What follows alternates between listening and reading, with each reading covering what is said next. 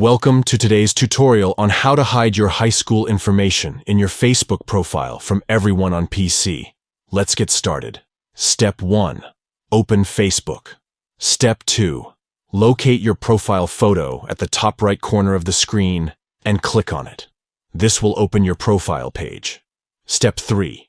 Click on the About section, which can be found below your profile photo. This will take you to the page where you can edit your profile details. Step 4.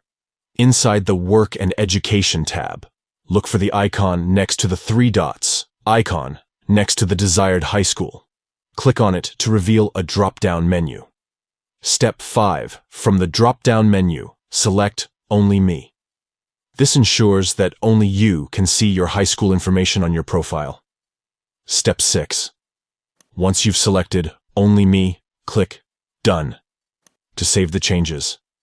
And there you have it. You've successfully hidden your high school information in your Facebook profile from everyone on PC. Thank you for watching this tutorial.